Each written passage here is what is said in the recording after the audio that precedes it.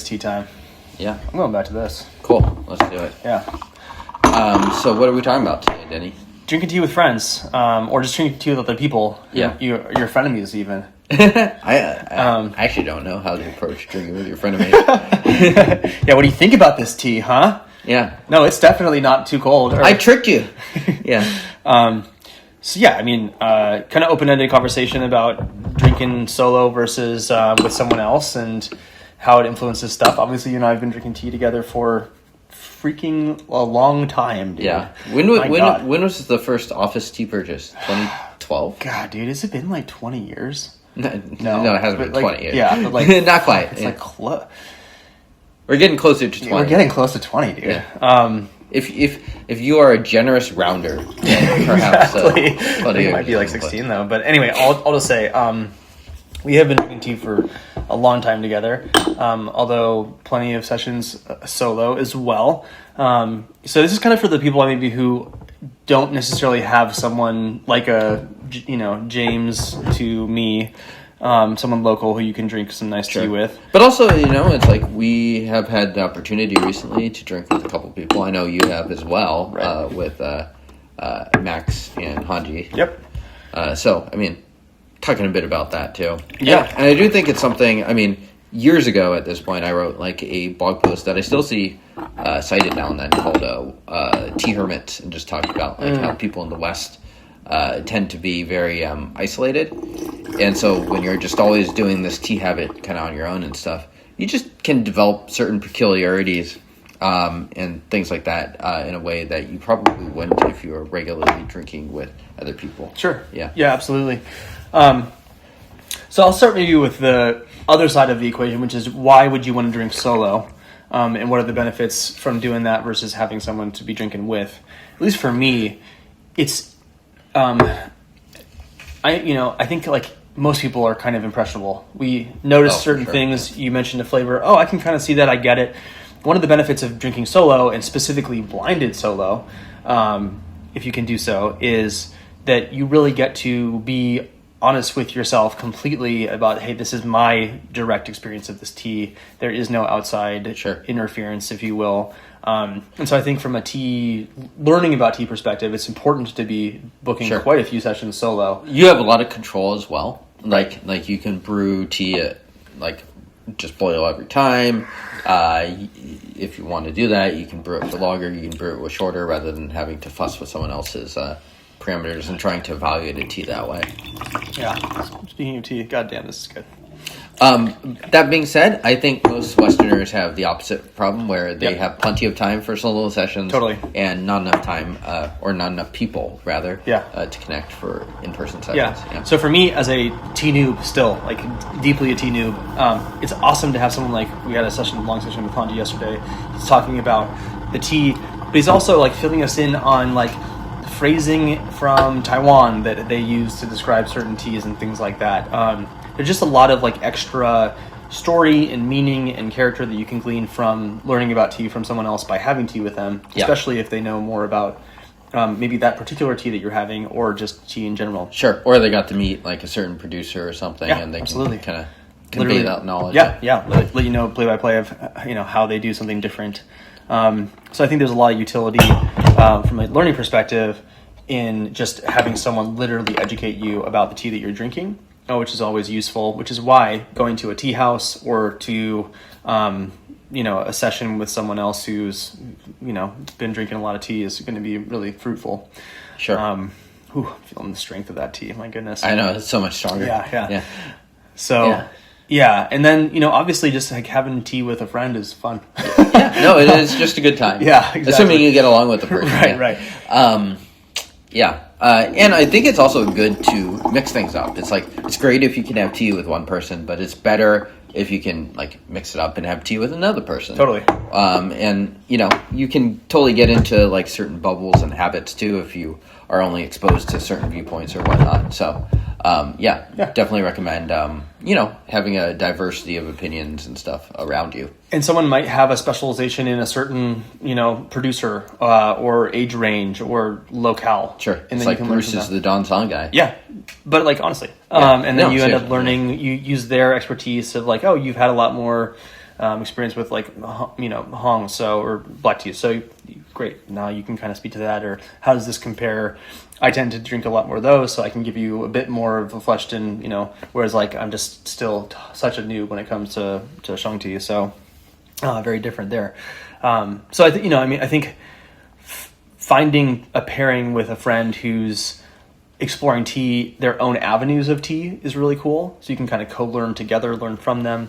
And then, the other thing too is that you might not, as you're a new tea drinker, drinking with someone who's more experienced, you might not really know the words to put to the tea until they're spoken out loud. And they're like, oh yeah, okay, yeah, I get that. Yeah. Or like, oh, that's what someone means by camphor.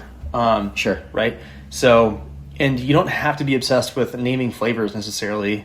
Just having someone there enunciating their experience of the tea alongside you can be really informative. And then, I mean, like, even if you were to have tea with someone virtually, where you're drinking the same tea and stuff, like, it's impossible to recreate all the same parameters and whatnot. And so it's like, if someone then was like, oh, this is camphor, then you're like, well, maybe I'm tasting it, maybe I'm not. Right. There's a lot more consistency when Denny and I are drinking from the same chai. Yeah, exactly.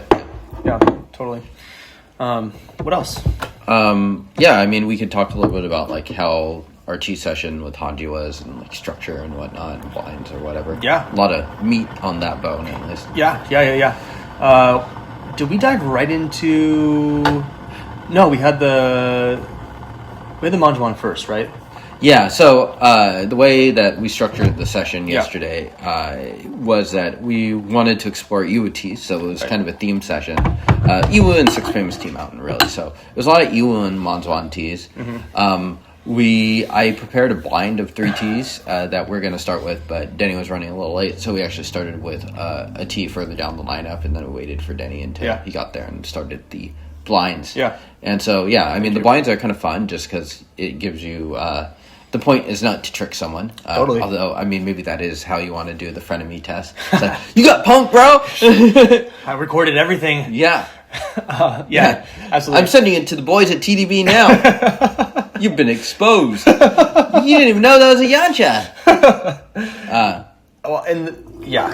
One of the other benefits of the blind, too, is even, I think, as the person who organized the blind, you were surprised as well by the session. True. I mean, I didn't reveal the answer, so I knew what the teas were. I just didn't tell them what the teas were. But even still, it's like I could trick myself. I mean, you structure the blind in a way that you're trying to, learn something or understand something in a little bit of a different angle. Just pausing, the fruit's really coming out on this tea. Yeah, we were drinking the 1999 7542 from 2 episodes ago. It's one of those teas where it's really worth brewing out for as long as you can. Yeah, we're chugging along. Yeah, it's great. Yeah, I think drinking with friends and then having a theme around the drinking is really instructive. So I know we did like the Broisode with Sina and Sam. Yeah. And then just kind of walking through a history or like a variety of flavors, as well as a history of like young, mid-aged, and old. You're going to do another one of those? Probably. Okay. Realistically, I would not doubt it. Return of the Broisode. Exactly. So like it doesn't have to be. It can be age. It can be storage. It can be just a general category. It can be comparing categories against each other. Sure. You can really kind of go for however you want to do it.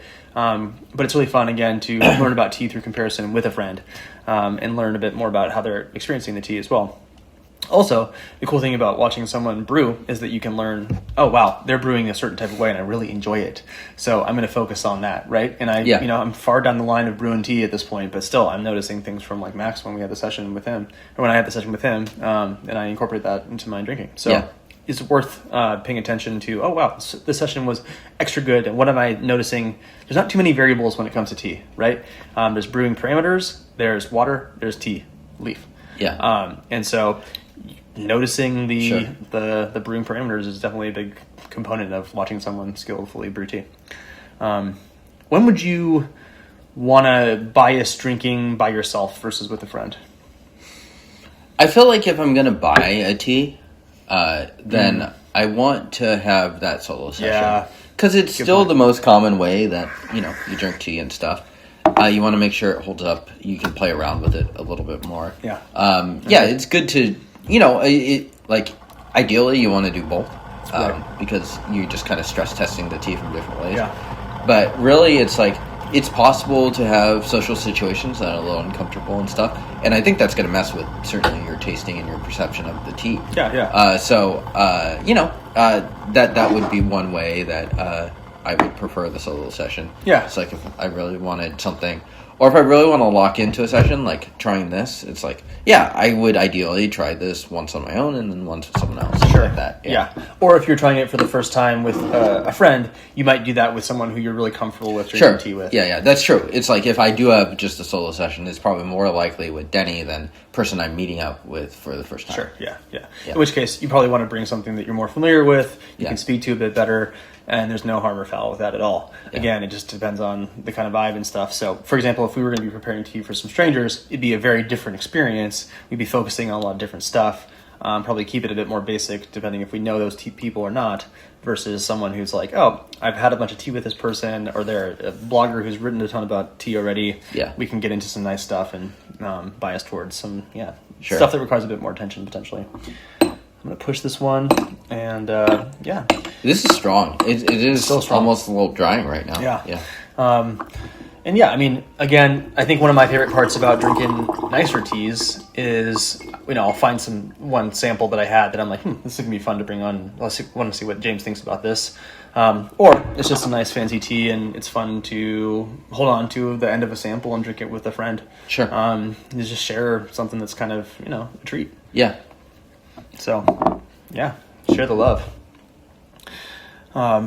Nice. Well, how does one go and find tea friends?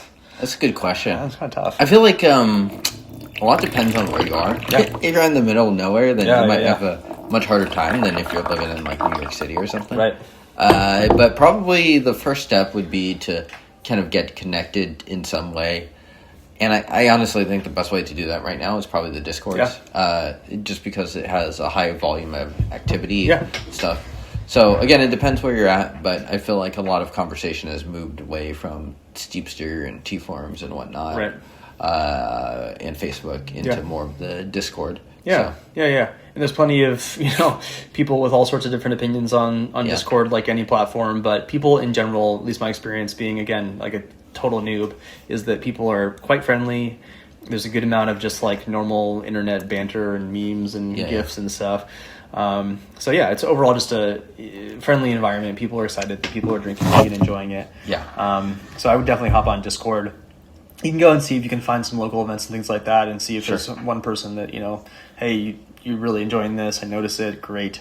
And then every once in a while, going to a nice tea house. I know, I just remember going in Kyoto to the Poto Tea house, and every person there was just, I could clearly tell, very, very intentional about their tea experience there. So it's probably potentially a good place to, if you find, a tea house versus, your, local milk tea spot, they're going to be pretty different. So what you're saying is you should go to Kyoto. The only way to make tea friends, is to meet me in Kyoto. I'll see you there. Yeah. Here's my PayPal. But yeah, I mean, probably the harder way of doing it, but still a way that you could do it locally. And for me, one of the fun things that I like to go do in a new city is try to find a tea shop. And go and enjoy it. So I mean, and I think you made a good point in there as well, that once you kind of get that first introduction, if you're getting connected with someone that is already kind of plugged in, then things can snowball very quickly. It's like, oh, have you met Patrick or whatever? Right. And then all of a sudden you're having tea with another person. Yeah. And all of a sudden you got a dozen tea friends. Yeah. All right. Well, hey, hope this was informative. Try to meet some people out there, you weirdos, you introverted freaks. Don't keep watching TDB another episode after episode after episode. Meet some friends, touch some grass, drink some tea out in the grass. Keep watching though. Just let it go autoplay. Yeah, exactly. Just keep going. But don't have ad block Believe on. me, it won't stop. I mean, are we? I think we are over 1,000 videos. We have to be. Yeah. So anyway, thanks for watching. Thanks for being our tea friends, parasocially, you weirdos. Just kidding. No, it's cool. I will say that one of the coolest things about this project, besides just like drinking all the awesome tea, is that the community is really cool. People are really nice, and I don't know. We talked about it before, but if you get into something like this, you're pre-selecting to be meeting another person who's also going to be deeply into something, and that alone is going to be a commonality. So tea people are crazy, tea people are weird, but tea people are pretty awesome. Yep. So Deep tea. yeah, we'll see you guys next time. Wu-Tang!